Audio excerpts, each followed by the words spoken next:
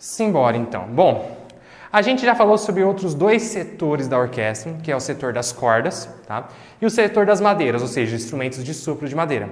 Nós temos um terceiro setor, que é o setor de sopro de metais, tá?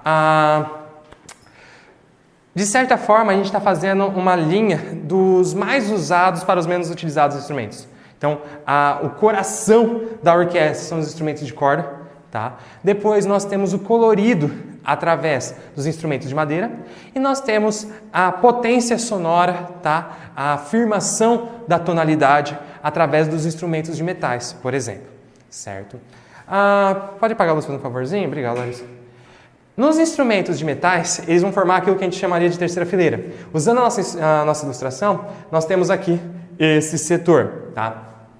Interessante notar nessa ilustração que as trompas são os instrumentos que estão mais próximos das madeiras. Então, apesar de o trompete ser o soprano, ser o instrumento mais agudo da orquestra tradicional, no caso dos metais, são as trompas que estão mais próximas. Por causa do seu som aveludado e sua mecânica, ela é mais utilizada dentro de uma orquestra clássica e a proximidade do som. Então, os compositores, principalmente os compositores eruditos, têm uma preferência pela sonoridade das trompas, apesar de elas estarem em segundo lugar, pensando do mais agudo para o mais grave. Então, do mais agudo para o mais grave, nós temos os trompetes, depois as trompas, depois os trombones e, por fim, a tuba. Ok? A questão desses instrumentos de metais na orquestra é um pouquinho complexa devido ao tempo. Pode acender a luz, por favor? Obrigado. Então, qual que é a questão temporal? Assim como eu comentei do clarinete, né? Quando a gente tem a formação da orquestra clássica, o clarinete ainda não tinha sido inventado. Então, Mozart vai descobrir o clarinete, né, no momento que ele é inventado. Então, as suas sonatas mais tardias têm clarinete, as suas primeiras sinfonias não vão ter o clarinete, porque ele não existia como instrumento, ou se existia, estava num momento muito rústico. A mesma coisa se dá com os instrumentos de metais. Apesar de trompetes, clarins já existirem há muito tempo, né, desde o Barroco, ou antes mesmo, né, existem esses instrumentos durante o Renascimento, né, já com uma construção, né, boa, nós temos uma questão de potência sonora. Então, os instrumentos barrocos de metal, eles eram menores. Com isso, eles tinham um gama maior de sons, a gente vai conversar um pouquinho sobre como produzir o som nos instrumentos de metais. Ele tem um gama maior de som, só que ele tem menos potência sonora. Com o aumento da orquestra e a necessidade de instrumentos com mais sons, esses instrumentos de metal perderam espaço para instrumentos maiores. Só que esses instrumentos maiores perderam quantidade de notas. Então, esses instrumentos de metais numa orquestra de Beethoven ou numa orquestra de Mozart, de Haydn, a função deles é muito limitada porque a quantidade de notas também é. Pensando em termos de utilização, por exemplo, numa sinfonia de Mozart, nós vamos ter 1, 2, 3, 4, 5, 6 notas. Então imagina você fazer uma música inteira com 6 notas diferentes. Melhor, são 6 alturas diferentes. Dessas 6 alturas, 1, 2, 3, 4 são repetidas. Tá, beleza. São 6 notas diferentes. São 6 notas distintas, outras distintas, mas são apenas 4 notas, tá certo? Bom, isso porque o principal artifício para você produzir notas nos instrumentos de metais ainda não foi inventado nessa época, tá? Então, por conta disso, esses instrumentos têm uma quantidade de sons menores nas orquestras. Bom, continuando então nessa parte desses metais, o formato deles é o mais fácil de identificar. Enquanto, por exemplo, a diferença entre o violino e a viola, você tem que colocar um do lado do outro para medir, tá? Para saber qual que é qual. Contrabaixo e cello também dá para confundir de vez em quando. Os instrumentos de sopro, de madeira, né? A flauta ela tem aquele formato, a cor prata, normalmente ela é prata e toca-se de lado, então é mais característico. Mas, de certa maneira, também elas são tubos, né? São tubos de tamanho parecido, né? Claro que o fagote é maior, mas ainda assim é um tubo. Fica à vontade, gente. Fica à vontade. Não, sem problemas. Bom, pode ir lá, pode se sentar. Então, apesar diferenças pequenas, como eu falei, por exemplo, as palhetas. Então, os instrumentos de madeira têm as palhetas diferentes, eles são muito próximos em desenho. Agora, já os instrumentos de metais, esses são mais fáceis de identificar porque cada um realmente é diferente do outro, tá? Então, para a gente ver em específico, então, os instrumentos de metal dentro da orquestra, pode apagar a luz mais uma vez, fazendo um favorzinho, Larissa? Então, vamos vê-los aqui para podermos comparar os instrumentos de metal. Só um segundo. Aqui.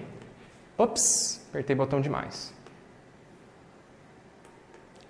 Tá, então nós temos aqui os 4 instrumentos principais de metais que fazem parte da orquestra sinfônica. É interessante notar que aqui o nosso foco é a orquestra sinfônica, então a gente tem, por exemplo, bandas sinfônicas, que são grupos de instrumentos que não têm as cordas.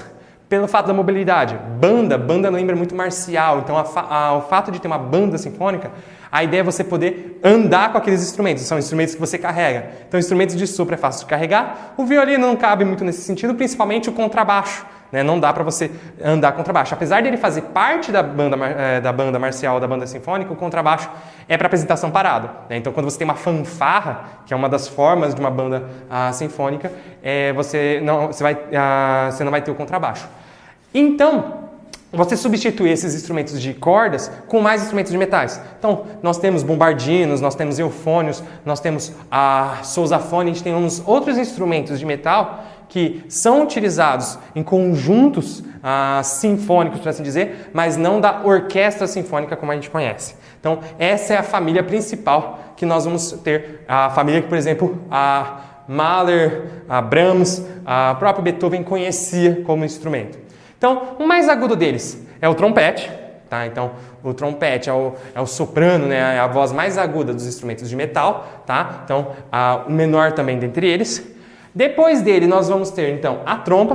Em termos de sonoridade, muitos solos são passados para a trompa. É o instrumento que tem um som mais aveludado dentre eles, tá? E o formato dele é essa volta, né? Essa espiral aqui e a campana. Então, a parte onde o som é projetado chama-se campana também. Então, é uma campana muito mais projetada, tá certo? Então, ele tem esse formato cilíndrico, a trompa.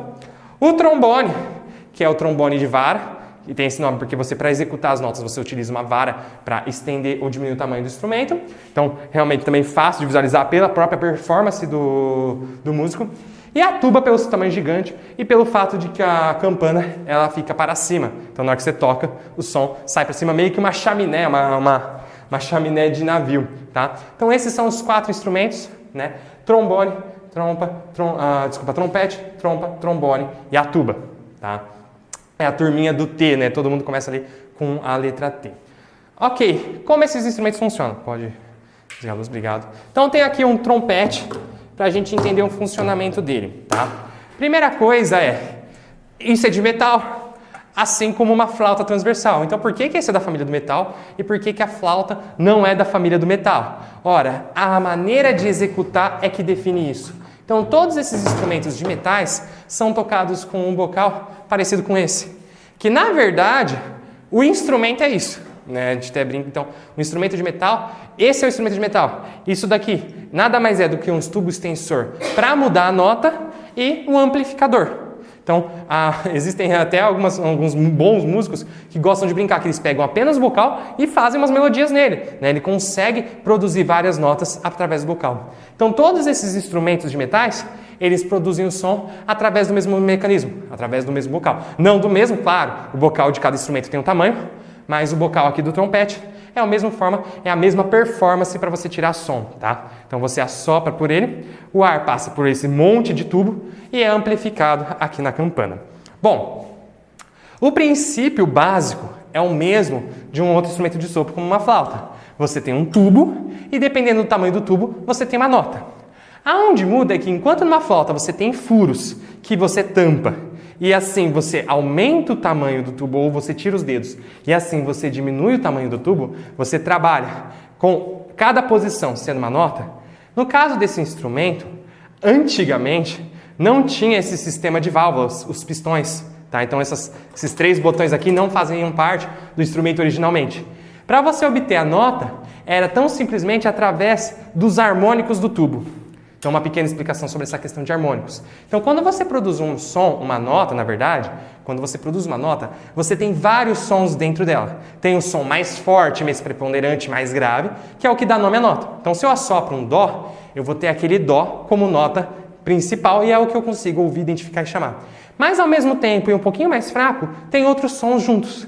Esses sons são os harmônicos. Então, por exemplo, do dó, nós vamos ter o dó lá embaixo, outro dó, uma oitava acima, um sol, uma quinta acima, outro dó, um mi, um sol, um dó, um si bemol tem ali no meio, um dó, um ré, um mi, um quase fá sustenido, outro sol, e assim vai, cada vez ficando menor. Então a distância dessas notas vão mudando.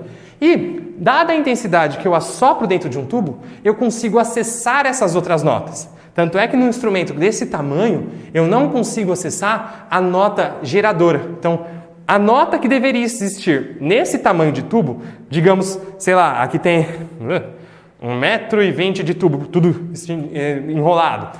Vamos colocar esse número, 1,20 m. A nota original, um si bemol super grave, eu não consigo obter assoprando. Então eu já pego no harmônico. E a partir desses harmônicos eu posso escolher a nota. Então, antigamente, quando Mozart queria um instrumentista tocando esse instrumento, ele tinha poucas notas, ele tinha essas notas disponíveis e ele podia arrumar um pouquinho a afinação, com uma mão aqui, com uma embocadura diferente. Mas não mais do que isso, tá? Depois, entre esses caras aqui, que vai ajudar a produzir as outras notas. Então, licencinha. Vamos ver se eu consigo mostrar então alguma coisinha aqui. Então, esse, na verdade, né, é realmente o instrumento, então você assopra ele. Mas se você apenas assoprar, não sai som nenhum. Não sai nota musical. A flauta doce assoprou, saiu nota. O clarinete, você fez um pouquinho de embocadura, você consegue. Se você assoprar forte, pelo menos sai uma nota musical. Esse daqui não é questão de força. É questão de você fazer o seu lábio vibrar para ele poder produzir a nota. Então...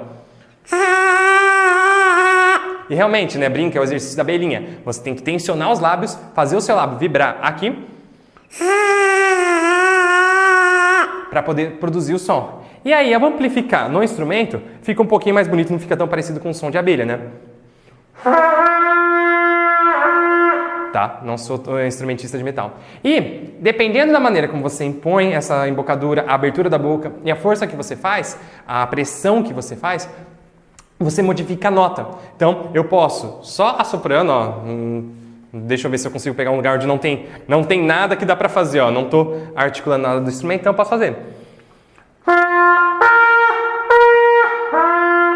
Vamos ver se eu consigo fazer mais agudo. Opa, não.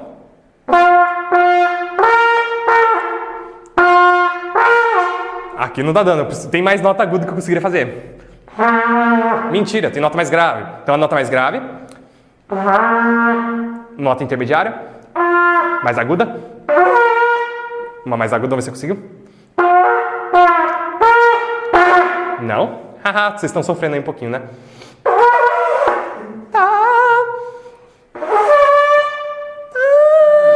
Saiu meia nota, certo? Então, o tubo tem várias notas.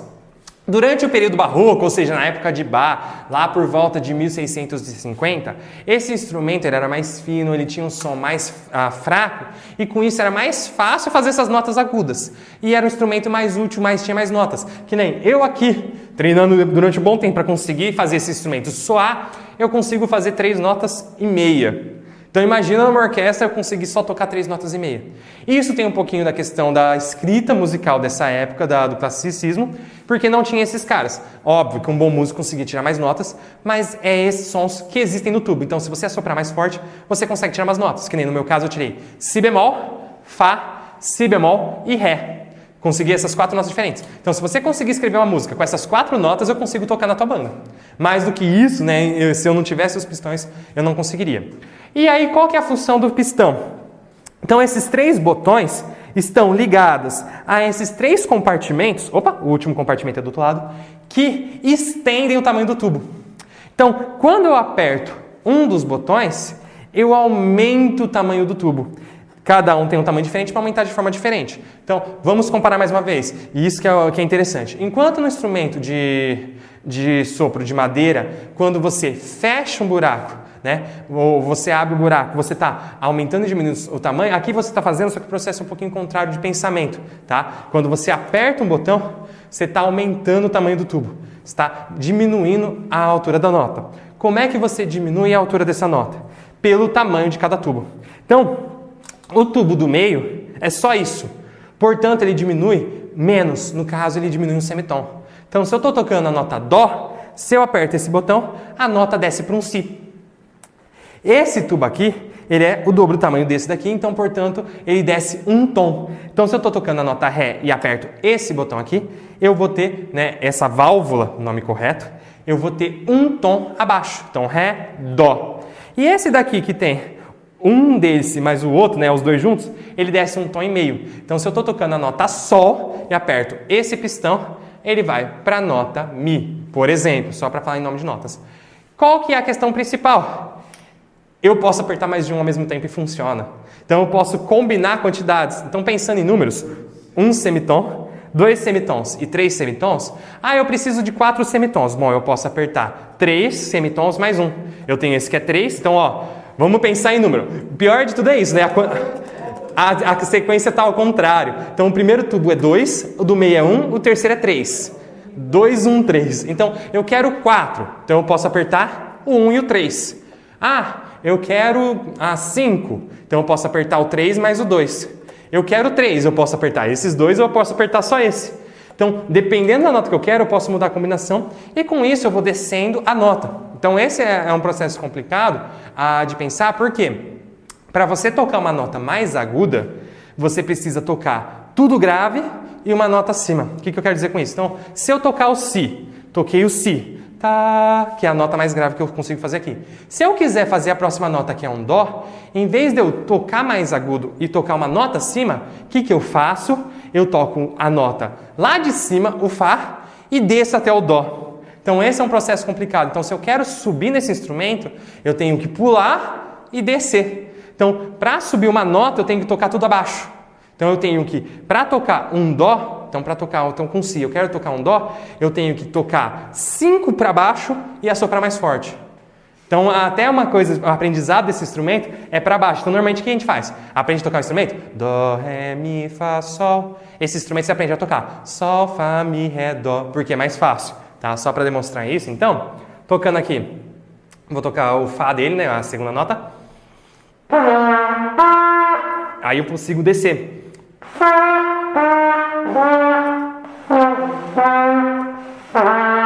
Então, se eu quero tocar a nota Si, Dó, vamos pensar assim, Dó, Ré, vai. Dó, Ré, eu tenho que fazer. Então, de novo.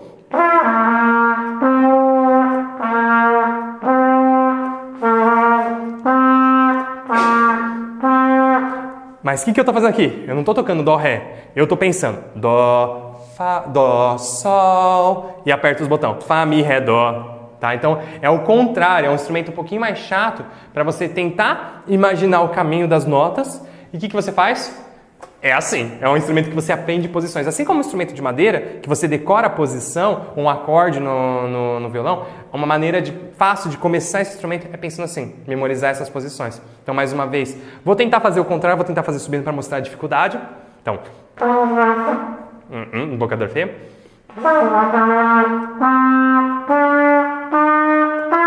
Até que foi bom, só que o contrário é mais fácil.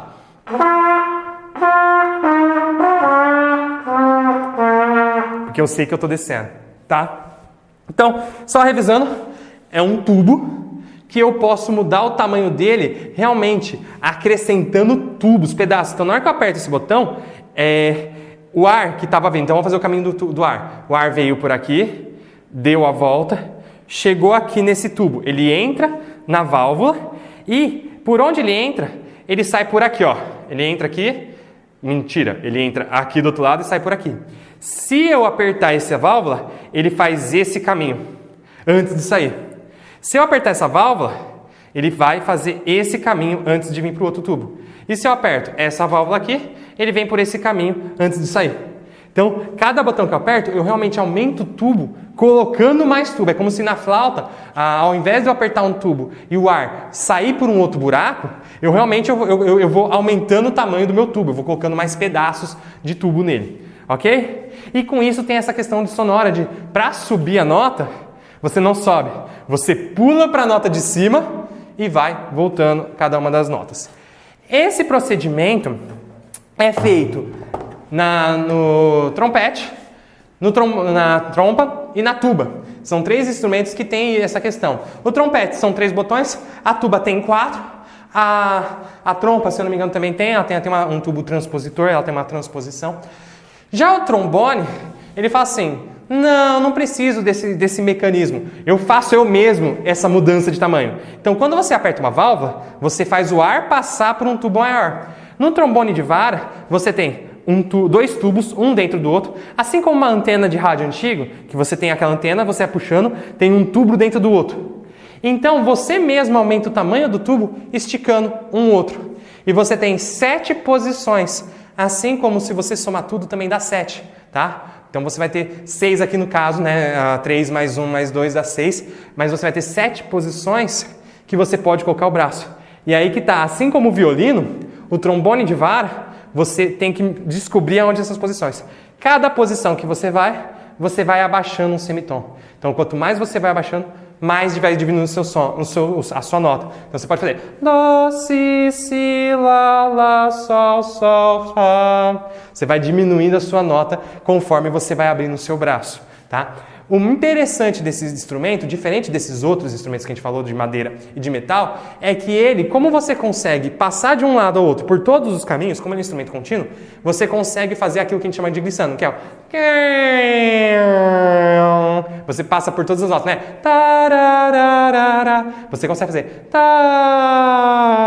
Que a gente chama de glissando na música erudita, que é algo bastante interessante que o pessoal gosta de usar como elementos. Só curiosidade, né, já que a gente está falando bastante hoje de Mozart não gostava, ele achava muito ruim esse som exatamente por isso. Ele achava esse som feio, essa coisa de passar, pá! Ele não gostava desses glissandos de uma nota para outra. Ele gostava do som seco, tá. Então ele tinha um probleminha com os trombonistas, certo? Bom, então conversamos um pouco aqui com relação ao instrumento trombone. Perdão. Vamos então ouvir uma peça para um quinteto. Nós vamos ter dois clarins, né, 2 trompetes, tá? Uma trompa, um trombone e uma tuba, tá? Um quinteto, porque são 5 instrumentos, mas a família tradicional tem 4 instrumentos de metal. Vamos lá, então.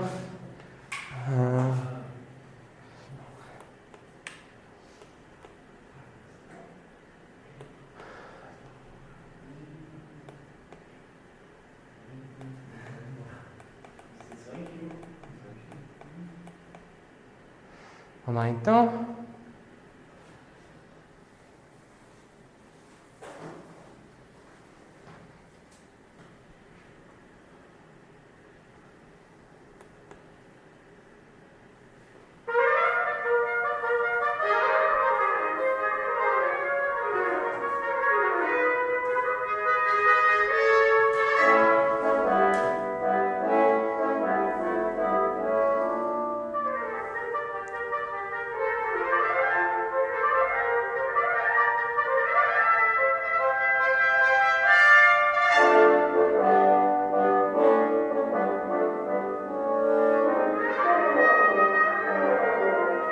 Então, um trombone de vara,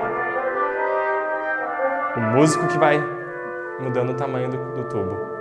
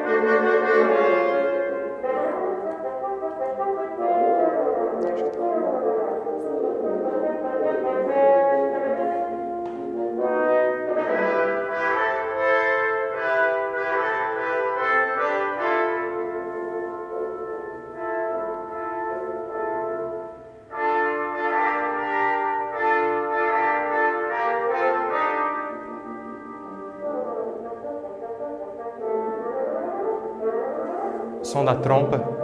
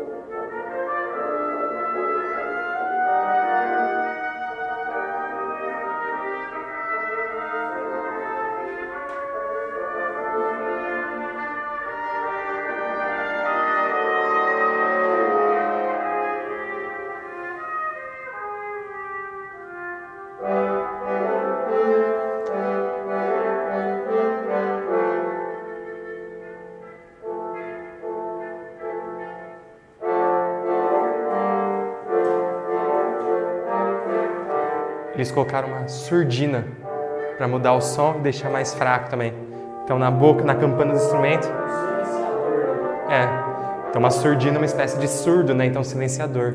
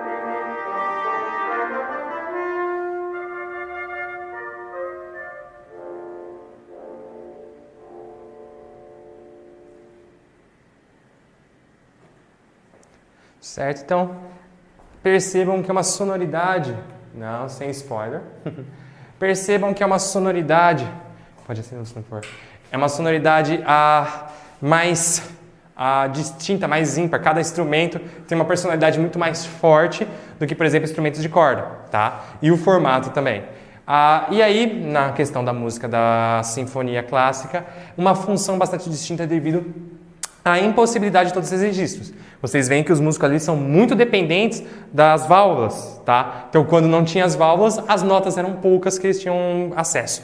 Outro detalhe importante é a questão da surdina, né? Outros materiais que eles podem utilizar para fazer efeito que eles colocam na campana do instrumento para conseguir emular outros sons, tá? Então, digamos assim, os primeiros pedais de guitarra surgiram para os metais, tá? Então, esse tipo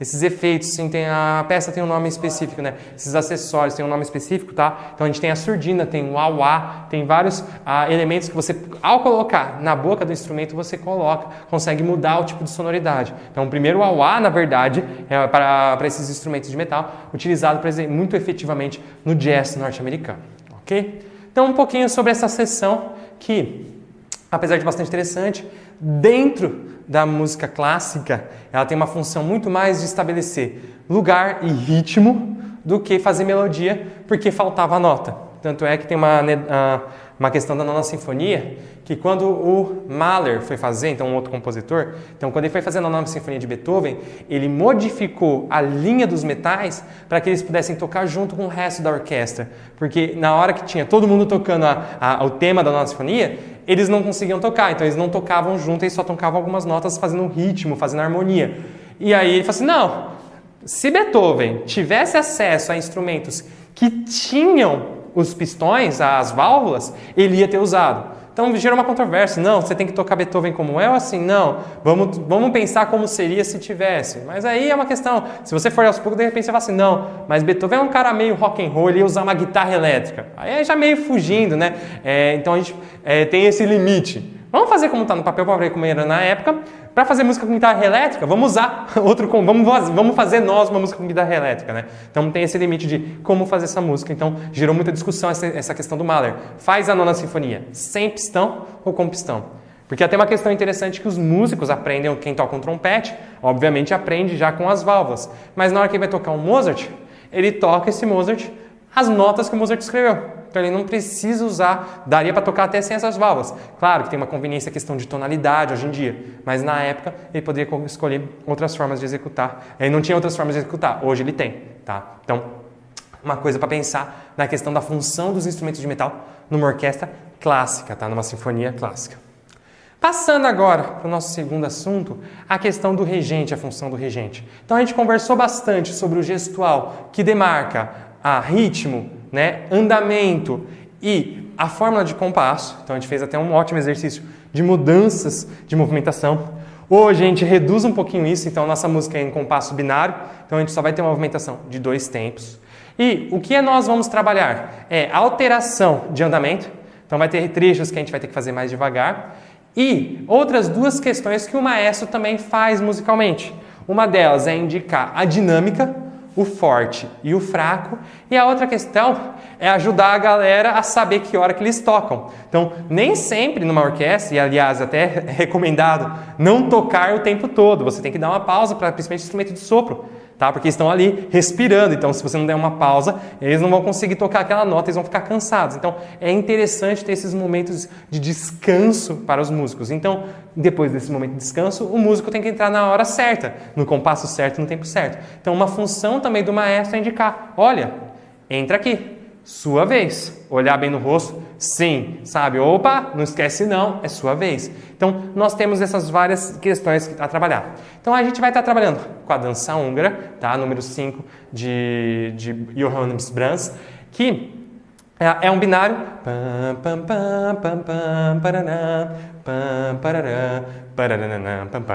que mexe muito com dinâmica, algumas entradas de instrumento e volumes. Então, para a gente conseguir reger isso, a gente também tem que estar de olho na partitura, entender um pouquinho como funciona essa partitura, para colocar as articulações no momento certo. Então, na partitura, você vai ter essas informações. Pera, qual que é o gesto que eu faço? É binário, ternário, quaternário? Quem está tocando? Qual é o volume que esses instrumentos vão tocar? Então, vamos dar uma olhada com relação a isso.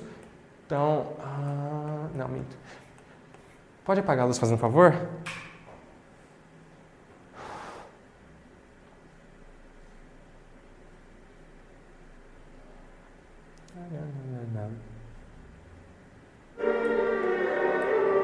Ok. Começou não pelo começo. A partitura está um pouquinho difícil de decifrar, porque é uma partitura de uma grade completa de uma orquestra, mas dá para a gente trabalhar um pouquinho alguns elementos. Então, a primeira questão é que a grade, ou seja, todos os instrumentos tocando junto, a gente chama isso de grade, né? Ela é dividida em 3 setores. Nós temos o setor dos instrumentos de madeira, em cima. No meio, nós vamos ter os instrumentos de metais e de percussão. Por fim, embaixo, ó, aqui nesse caso tem bastante percussão, então a percussão está separada. Quando só tem um tímpano, ela fica junto com os metais. A seção de percussão, tá? Então aqui alguns instrumentos de percussão. E embaixo, por fim, nós temos as cordas. Então aqui violino 1, violino 2, viola, violoncelo, contrabaixo, tá? Bom, como é que vai funcionar normalmente uma partitura?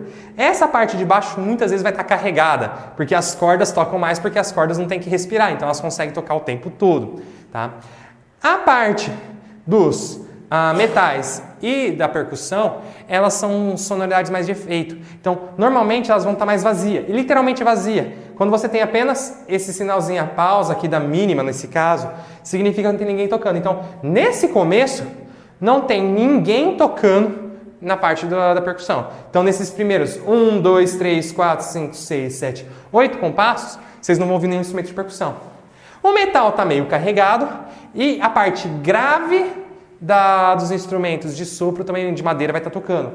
A parte aguda das madeiras não está tocando. E sempre assim, ó, agudo para o grave. Então, mais agudo, meio agudo, mais um pouquinho mais grave, grave, bastante grave, tá? E assim vai, ok? Então, nesse começo, a gente tem essa notação. Outra coisa a ser discutida, vamos ver se eu consigo melhorar um pouquinho aqui a nossa parte. Nós temos aqui, não vai dar para enxergar, mas nós temos a indicação de que é um 2x4, ou seja, o gestual é esse, então está escrito no começo da partitura. E as indicações de dinâmica, de forte e fraco. Então começa no meio forte, tem algumas dinâmicas mais ou menos escritas, mas nós vamos ter então essa dinâmica média, tá? Vamos ouvir então agora uma ou duas vezes, é uma peça pequena, ela vai ter 2 minutos com repetições, para a gente poder então identificar a estrutura, para a gente poder então reger essa música, aprender o que está acontecendo para poder reger ela. Então, deixa eu retorná-la do início. Então esse é o Johannes Brahms, só para a gente reconhecer ele. Rapidinho. 1, 2, 1, 2, 1, 2, 1, 2. Mais forte. Para todo mundo. Pianíssimo. Mais forte ainda.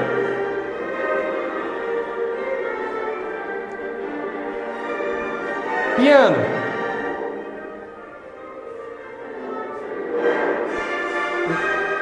Os metais. Vai diminuir a velocidade.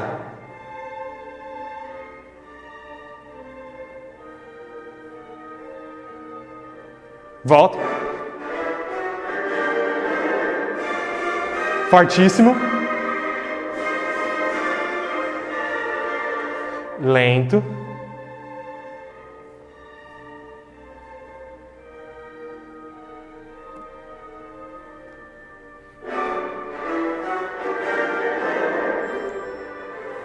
Entrou um pessoalzinho. Volta. Metais. Metais.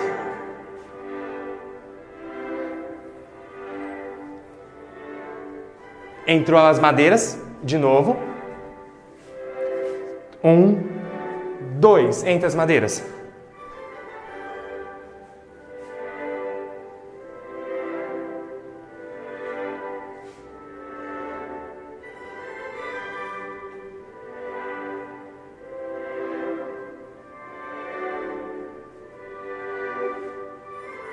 E volta para o meu tempo.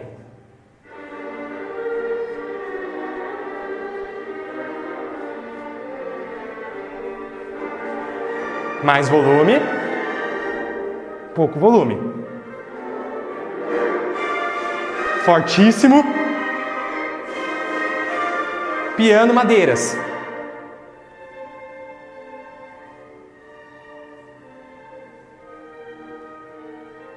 Todo mundo rápido para acabar.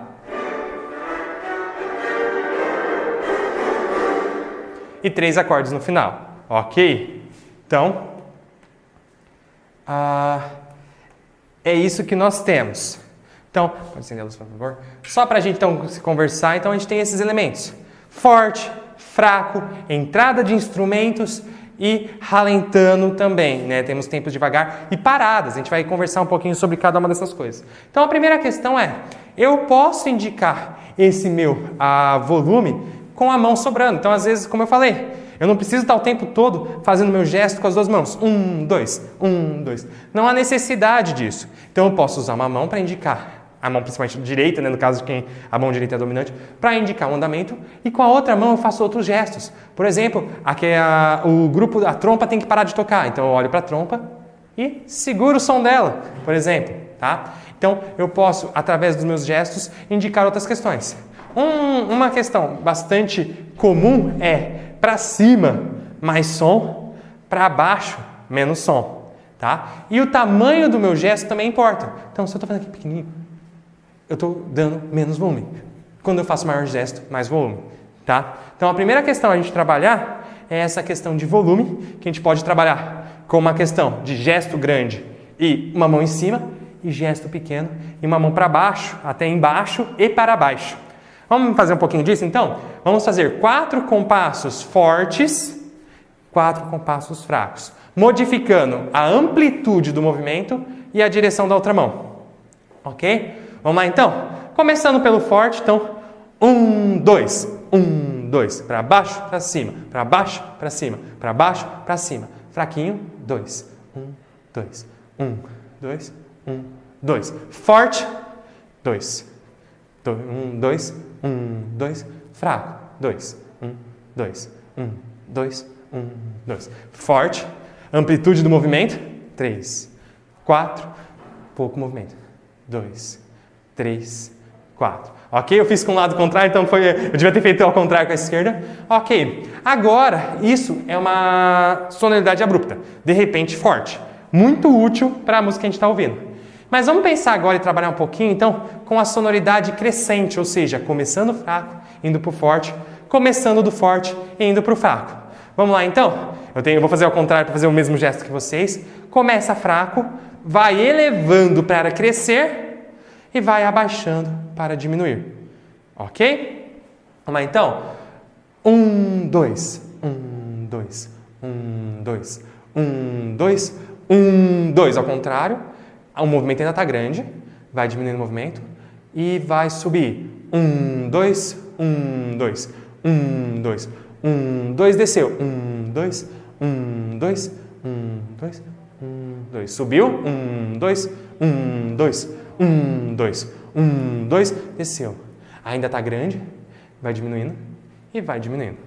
Ótimo. Então esse é um sinal que a gente pode usar para aumentar ou diminuir o volume do nosso som. Tá? Dinâmica é o nome disso. Agora, vamos ver uma mudança de andamento que também acontece nessa peça. Como é que a gente vai fazer aqui para treinar? Vamos mudar o nosso andamento pela metade. Então, se a gente está 1, 2, 1, 2. Cada movimento vai se tornar 2. Então, 1, 2, 1, 2, 1, 2, 1, 2. Eu estou contando 1, 2 aqui rapidinho para ficar a mesma metade da velocidade. Então, ó, 1, 2, 1, 2, 1, 2, 1, 2, 1, 2, 1, 2. Para o meu movimento ficar mais lento. Vamos lá? Com as duas mãos uma vez para a gente aproveitar e treinar a nossa simetria. Então, começa numa velocidade moderado, alegre, e vamos para uma velocidade andante. Moderado, alegre, rápido, andante é lento. Então, vamos lá. 1, 2, 1, 2, 1, 2, 1, 2. Ficou lento. 1, 2, 1, 2, 1, 2, 1, 2, 1, 2, 1, 2. Vai voltar para o rápido. 1, 2, 1, 2, 1, 2, 1, 2. Lento. 2, 1, 2, 1 e 2 e 1 e 2 e rápido. 2, 1, 2, 1, 2, 1 lento. 1 e 2 e 1 e 2 e 1 e 2 e 1 e 2. Ótimo! Então a gente viu essa questão do lento. Algo que acaba acontecendo é a gente chamar de subdivisão. Então assim, nossa, mas eu estou meio perdido no gesto e eu acho que o meu grupo não vai conseguir entender totalmente esse gesto. Eu posso subdividir, eu posso fazer pequenos movimentos para mostrar aonde estão os pedaços. Por exemplo, colcheias. Então, 1, 2, 1, 2, 1, 2, 1, 2. 2 para baixo, 2 para cima. Então qualquer coisa, naquela parte lenta a gente pode usar esse movimento para a gente contar. 1, 2, 1, 2. Só que em vez de chamar de 1, 2, eu vou chamar de 1 e 2 e 1 e 2 e. Para continuar o mesmo compasso, ok? Fizemos isso, ok? O gran finale são 3 batidas no 1 e 2 e 3. Ainda mais a gente pode pensar nisso, aí é onde entra a arte do maestro de decidir qual que é o seu movimento. Pam, pam, pam. Para acabar com o som, vou terminar aqui. Ou então, pam, pam, pam. Ou pam, pam, pam. Silenciar, né? Pam, pam, pam. E silenciar, né? Ou seja, cortar o som. Nós temos esses vários movimentos que a gente está indicando, certo? Deixa eu pensar o que é mais interessante. Agora vem a questão de... Vai ser um pouquinho mais abstrato para a gente, que é imaginar a orquestra na nossa frente. Então, vou virar de costa para vocês aqui, para vocês visualizarem. Então, nós vamos ter violinos, violas, violoncelo, contrabaixo, aqui pertinho. Então, pertinho ficam as cordas. Mas no meio aqui, tá? Vai ficar, e no meio também, de distância e no meio do palco, vão ficar as madeiras. E lá no fundão vai ficar o metal. Normalmente eles ficam até mais altos, eles ficam nos praticáveis para ficar um pouquinho mais alto, para você poder ver eles. Então, dependendo de quem a gente tem que apontar, a gente vai apontar aqui, no meio ou lá no fundo. Tá? Então vamos observar isso para a gente conseguir fazer essas indicações. Só para a gente treinar um pouco, então, vamos lá. Vamos fazer algumas contagens de compasso, tá? E vamos apontar, vamos tentar apontar para algum pessoal, sem parar de marcar o tempo, tá bom? Essa é a importância também. Então lá, Um pouquinho mais devagar para vocês não se cansarem, então. 1, 2, 1, 2, 1, 2, 1, 2. Apontem para a flauta. Onde que está a flauta? A flauta fica no meio e no lado esquerdo. O fagote, que também é de madeiras, ele também fica no meio, mas ele fica do lado direito, ele fica perto do contrabaixo. O trompete fica no meio, mas fica no fundo. Ele é lá no fundão, só que no meio, tá? Os nossos violinos, para vocês, vão estar aqui, né? Na esquerda de vocês e pertinho. Contrabaixo às vezes fica mais pro fundo porque o instrumento é grande, mas é aqui, por aqui, ok? A clarinete, no meio, tá? Então é no meio. A trompa é um pouquinho para a esquerda, lá no fundo, tá? E por fim a tuba, lá no fundo, do lado direito de vocês, tá? Só então para vocês saberem. Então assim, a tuba vai entrar. Apontou para eles. Às vezes você está meio de mal do seu tubista, você não aponta, porque assim, nossa, fica apontando o dedo para mim. Você pode entregar para ele o movimento. Então, entrou. Você pode fazer esse tipo de movimento, ok? Vamos ouvir mais uma vez. Pode apagar a luz, faz um favor? Para nós podermos identificar, então, mais uma vez, qual vai ser os movimentos que a gente vai fazer, tá certo? Vamos lá, então. Médio. Rapidinho. Mais forte. Só as cordas. Só para aqui na frente. E repete. Forte. Mais ainda. Aí, por exemplo, você pode usar os dois braços. Só aqui na frente. Fortíssimo. Vai diminuir o tempo. 1, e 2, e 3, e 4. E... Voltou. Tá um pouquinho fora, mas tudo bem. Fortíssimo. Pequenininho.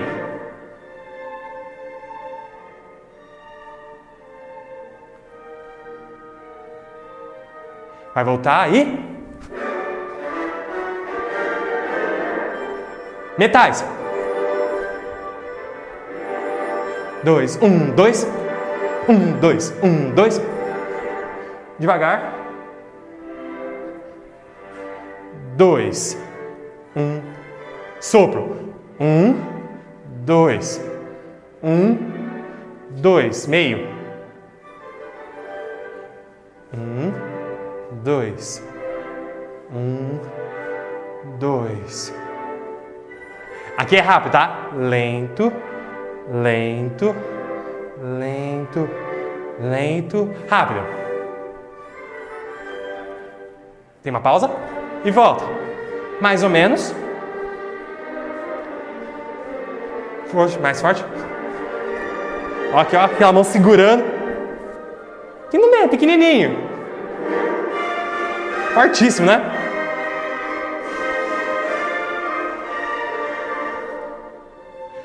Baixinho.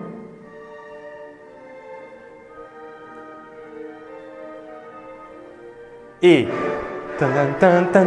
vai acabar. Né? E aí as palmas vêm depois disso. Ok? Então, vamos lá. Mais uma vez para a gente entender. Só deixa eu... apertando o botão errado não vai dar certo nunca.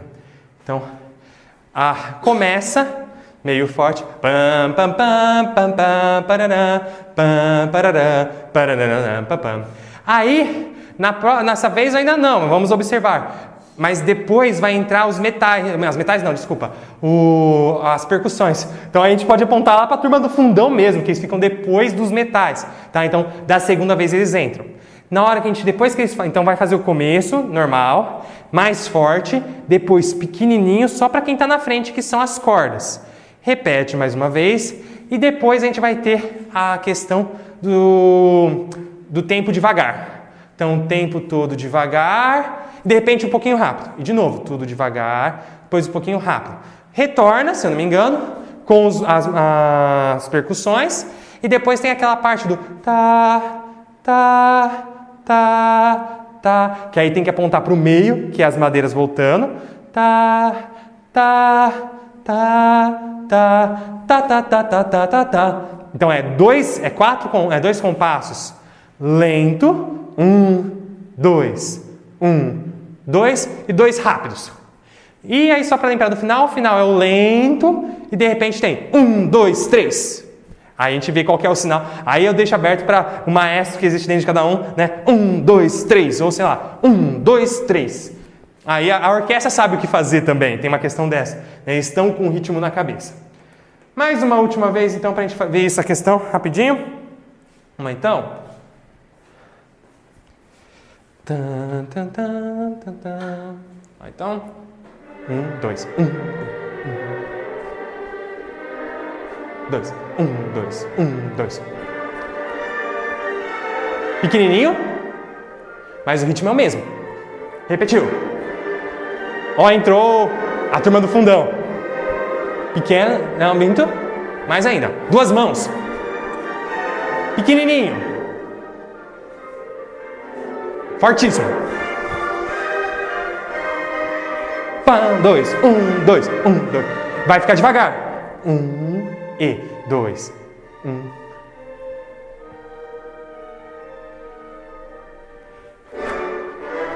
Voltou na velocidade normal. Fortíssimo.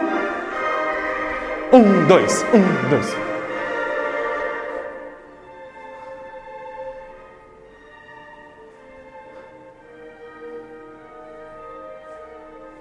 Voltou. Cordas. Metal. Cordas.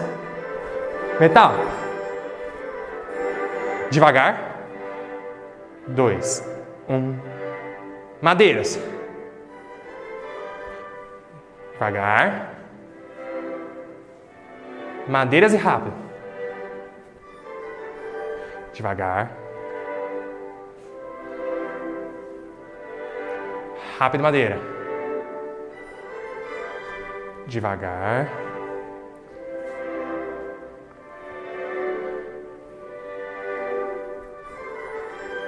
Volta ao começo. Tem uma pausa ali, mas tudo bem. Mais. Pequeno. Direto.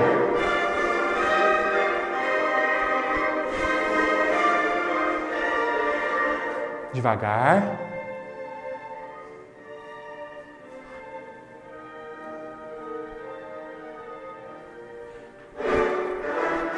Vai acabar. 1, 2, 3. Por exemplo. Certo? Claro que aqui no caso, nós estamos regendo uma música que já tem um maestro. Então o maestro provavelmente está discordando da gente. Então a gente, às vezes, o movimento que a gente faz não está na mesma velocidade que o movimento do que o maestro fez. Então assim, e eles ensaiaram. Então eles têm uma velocidade que eles querem fazer. Então, na hora que a gente faz devagar, se a gente estivesse na frente de uma orquestra, ela seguiria o nosso movimento. Então, tá tá tá tá tá tarararara, tá tá tá tá tá tarararara, tá tá tá tá tá tá tararara, tá tá tá tá tá. Eles conseguiriam ver a gente se mexendo e antecipar, porque como eu falei, é a questão da velocidade. Não é aqui, né? É na movimentação. Eu começo o movimento, eu descubro onde vai parar. Então, o músico tem tempo de... agora! Ele sabe quando quer, mas agora que a gente não está vendo, a gente não sabe quando o músico vai tocar também. Pode acender a luz um pouquinho. Tá? Então, a gente viu um pouquinho essa questão de dinâmicas e de escolher quem vai tocar. Ó, sua vez. Sua vez. Agora é só você, gente. Quietinho, quietinho, quietinho. Ó, não esquece a sua entrada. Vai.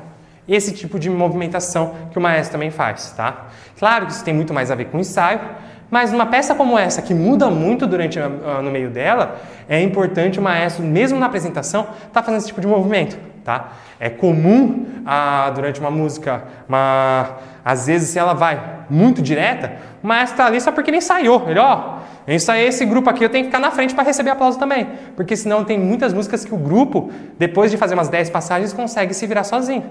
Tá lá todo mundo, é só um olhar pro outro, é agora e foi. Mas tem que ensaiar, tem que decidir que música que é. Tá, então a gente tem até umas questõezinhas assim, quando o pessoal fala do gesto do maestro, de vez em quando sai no jornal, tal maestro é assim, assim, assado.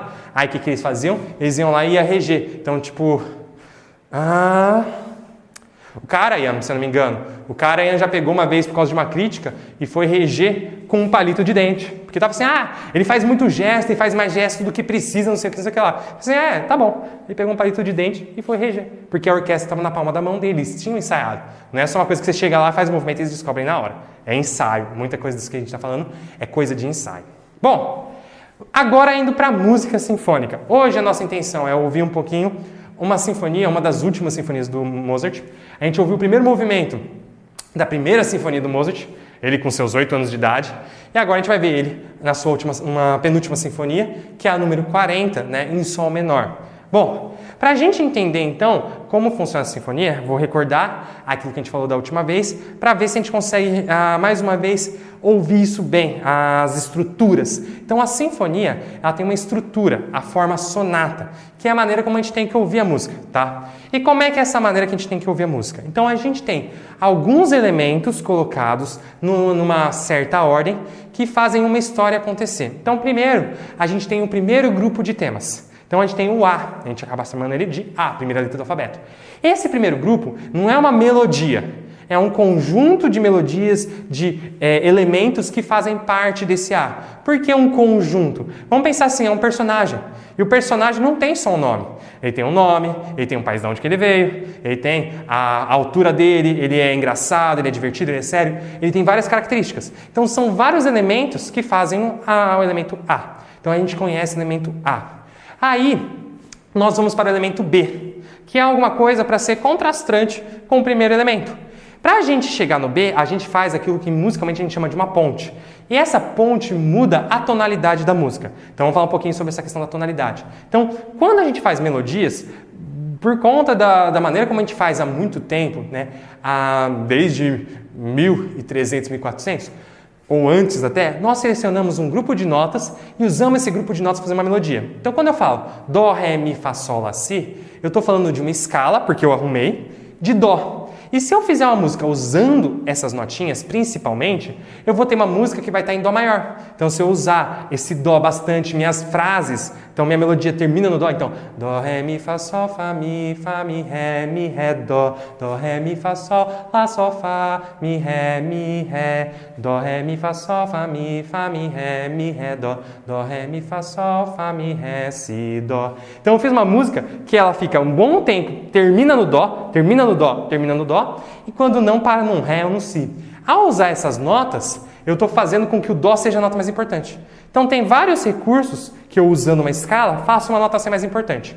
E essa nota é mais importante. Se eu tentar terminar em outra nota, vocês vão falar assim, não, acabou a música. Então eu preciso respeitar essa vontade. Nessa música que a gente vai ouvir, a primeira escala, a primeira tonalidade que nós temos é de Sol menor, tá?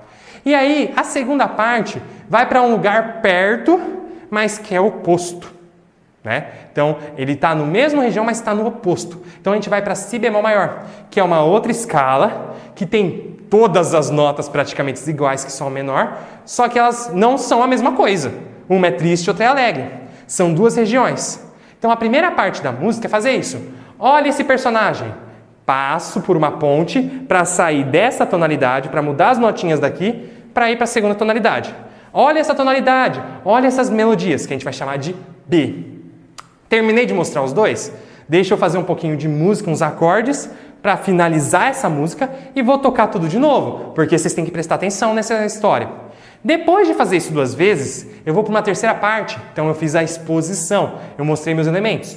Eu vou para uma segunda parte agora, que se chama desenvolvimento, que é que eu vou pegar essas características e vou botar elas à prova. Então eu pego uma melodia aqui e estendo ela. Eu pego essa outra melodia e inverto. Eu pego as coisas que eu já mostrei e faço com que elas passem por experiências. Então, sei lá, você pega um rapaz, primeira história, o A, era uma personagem, era uma pessoa séria. Aí ela passa por várias questões e ela fica mais divertida. Por que não? Então a gente pega e modifica. A gente faz com que ela tenha experiência de vida, digamos assim, fazendo essa analogia. Depois desse desenvolvimento, a gente volta para o começo. O A aparece de novo.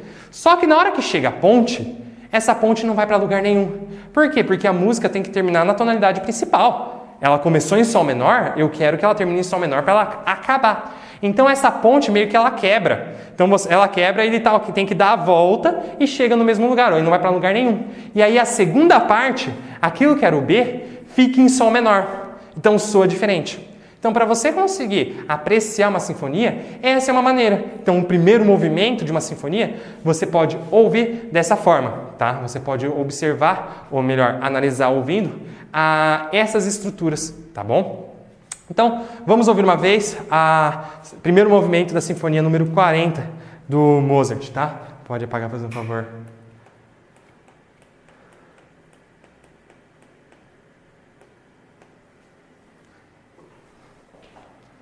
Então, primeira parte, A.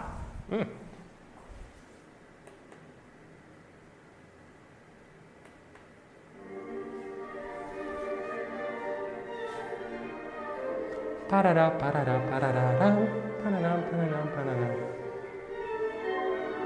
Isso é uma ideia. Uma outra ideia. E volta.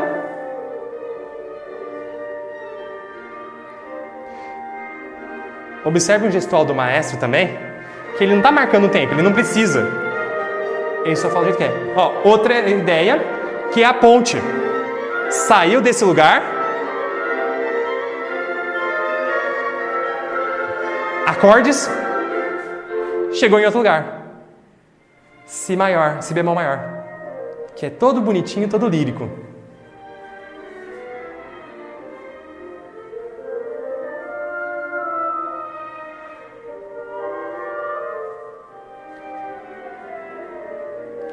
Uma outra ideia. Ainda está em si bemol maior.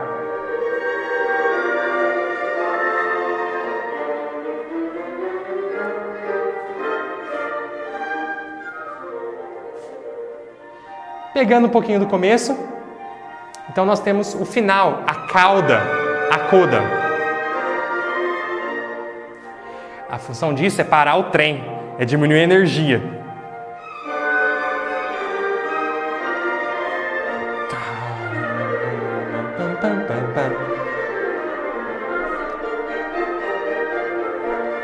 Parando o trem. Vamos fazer mais uma vez para ver se você decorou. O A.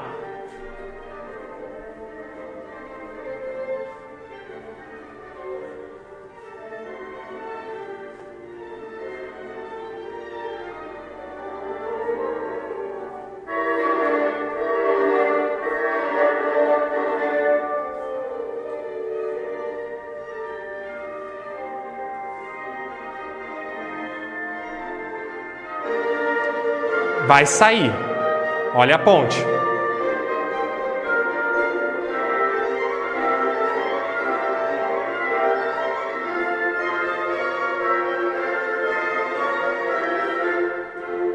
Chegou em outro lugar.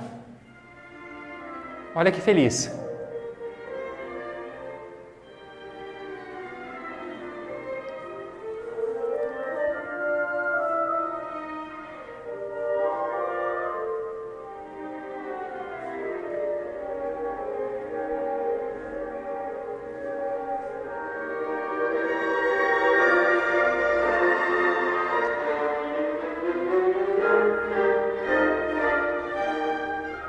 Para amarrar tudo de novo.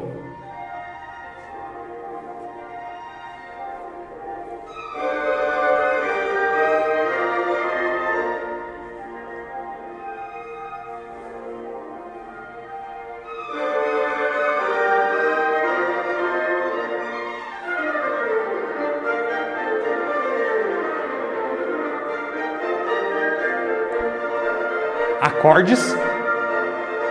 Agora a gente vai passear com a melodia.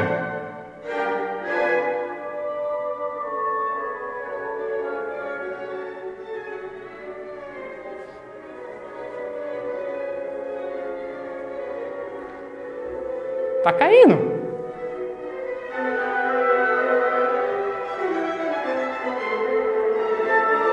Juntou ao mesmo tempo duas ideias.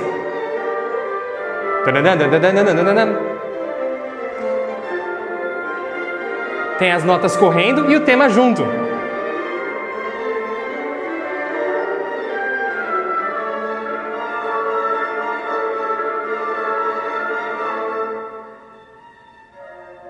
Quietinho.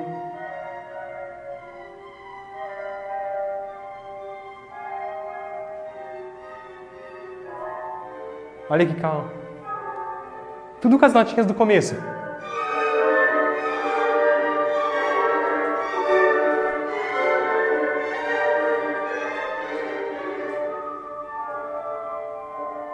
Viajou bastante.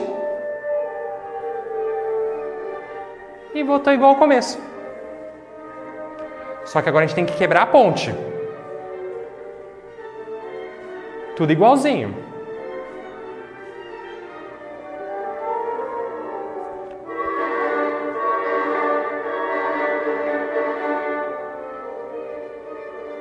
Agora presta atenção. Opa, já está quebrando a ponte.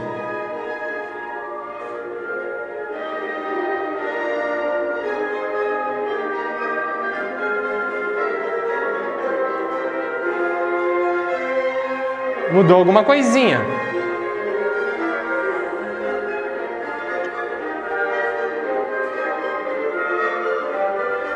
A melodia que era feliz vai ficar triste, ó. Isso era um pouquinho mais alegre.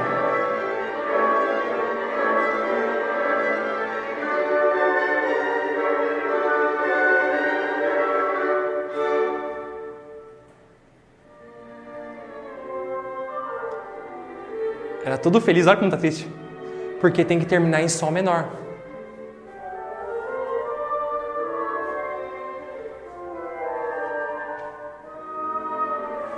A gente já ouviu isso, só que em outro tom.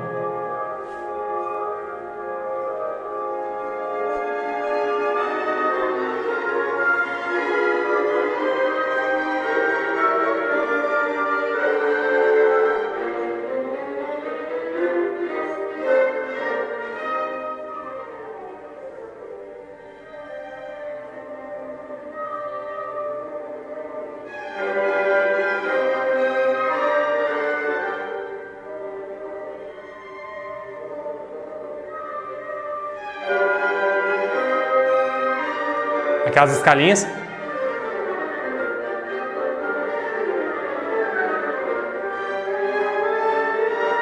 Vai acabar, olha a emoção aumentando.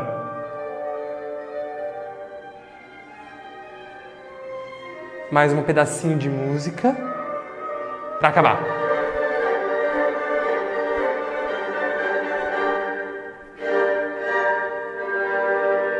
Então você vai ter o sinal dele, né, de fazer um círculo para encerrar a sua música. Então, a sinfonia, ela tem essa forma, gente. Se você vai ouvir uma sinfonia, principalmente uma sinfonia clássica ou romântica, pode ser da Lúcia, ela vai ter essa estrutura.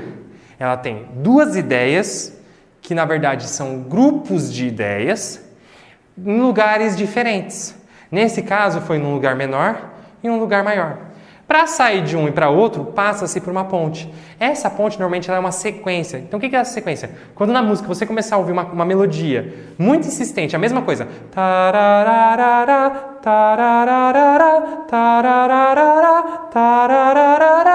Pode ter certeza que essa melodia repetida está servindo para sair de um lugar e ir para o outro. De grau em grau, de degrau em degrau, ele vai saindo de um lugar e indo para o outro. E aí ele faz essa ideia. Aí ele volta, faz de novo essa ideia para a gente se acostumar. No final tem uns acordes para falar assim, ó, acabou esse pedaço. Depois disso nós temos o desenvolvimento, que é onde a coisa fica meio louca. Aquela ideia que a gente ouviu toda bonita, ele começa a cortar pedaço, colocar pedaço a mais, faz uns acordes bem mais exóticos. Depois dele brincar um pouco, ele volta para mostrar tudo no tom original. Existe, claro, o Mozart gostava muito de fazer isso, que é, no final, em vez de você mostrar o A e o B, você já vai direto para o B, que é o que ele fez na sua primeira sinfonia. Então, dá tempo, só para a gente finalizar, então, vamos rever a primeira sinfonia para ver se fica mais clara essa estrutura. Então, são duas músicas bem diferentes, tá? Pode ser, eu apago a luz, na verdade, né? Duas músicas bem distintas, mas cuja sonoridade, né, cuja estrutura é a mesma. Tá, então deixa eu ver aqui. Sinfonia número 1. É esse que eu quero? Vamos ver. Então, Mi bemol maior. Primeira ideia. Esse é o A. Tem 2 pedaços. Os acordes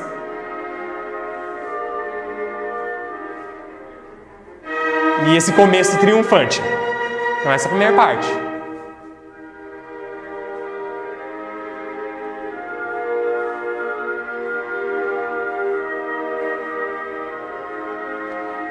Olha a sequência agora.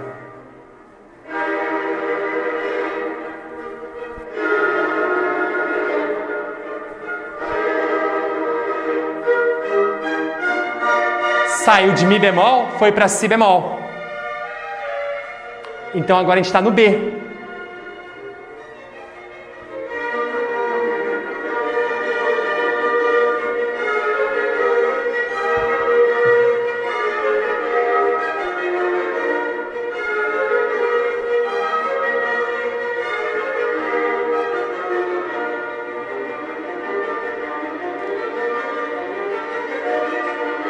Essa é a cauda, ó.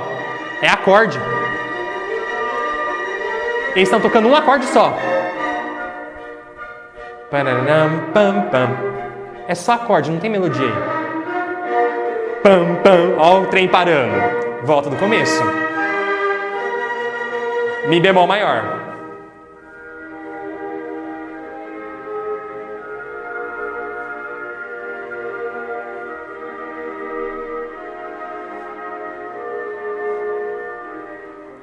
Repete.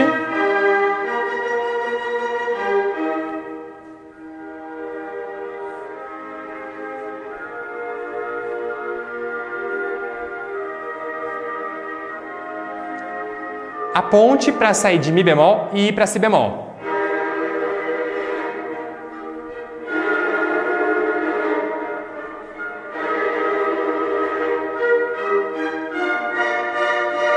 Agora o Lá é natural.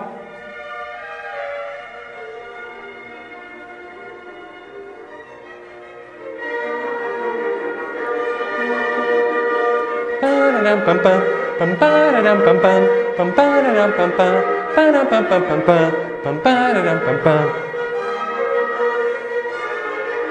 param pam pam pam pam.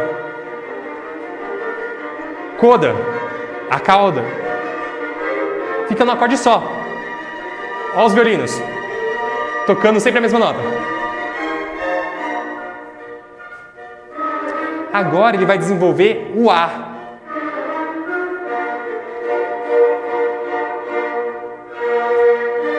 Não era assim no começo.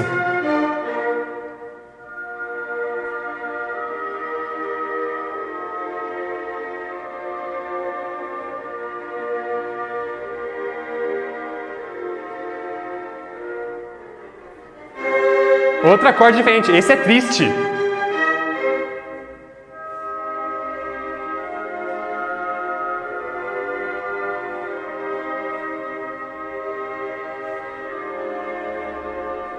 Vamos ver o que acontece com a ponte?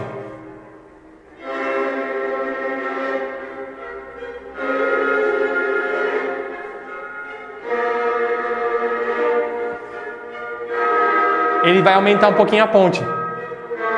Que nem ele fez na 40. A ponte ficou um pouquinho maior. E aí ele já apresenta o B em Mi bemol maior. Pronto. O B já está na tonalidade que deveria estar.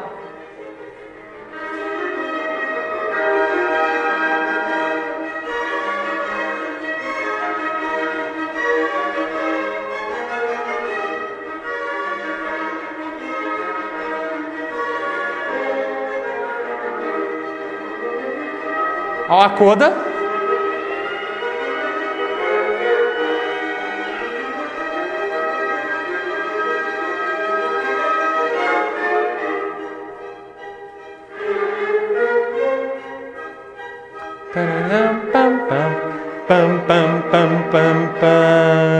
E a estrutura foi a mesma. Então, para você conseguir acompanhar e ver a genialidade de um compositor, é importante conseguir observar essa estrutura. Tá pausado, tá? Eu tenho uma ideia, eu tenho outra ideia. Eu junto essas duas ideias com uma ponte, depois de eu mostrar para vocês essas ideias, eu vou mexer nelas, eu vou levar elas para lugares diferentes, que nem aquele dó menor no meio da música. Dó, mi, sol, sol, sol, sol, sol, sol, sol, sol, mi, dó. Poxa, começou tão bonito. Mi, sol, si, si, si, si, si, si, si, si, sol, mi, dó, mi, sol, sol, sol, sol, sol, sol, sol, sol, mi, dó.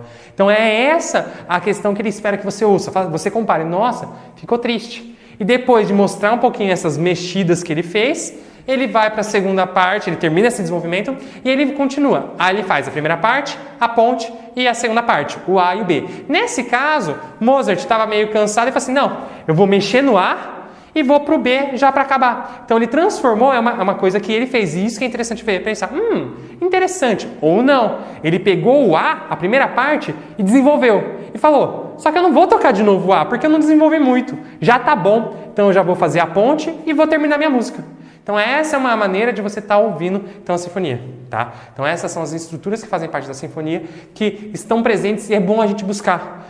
A música é muita questão de memória, então você tem que ouvir e depois recordar, falar assim, nossa, é aquela parte, olha o que ele fez, nossa, ele deixou mais interessante, nossa, olha esse silêncio, estava com tanta energia, agora está sem nenhuma energia, certo? Então, hoje ficamos com essas duas sinfonias para a gente pôde comparar as duas em termos de estrutura. A mesma estrutura, só que tamanhos diferentes. Uma tem 3 minutos, a outra tem 8 minutos. Né? É o tamanho das ideias que dá o tamanho da peça. Certo? Muito bem, semana que vem então a gente continua falando um pouquinho da percussão e também de mais movimentos sinfônicos. Certo? Muito obrigado, gente. Tá bom por hoje.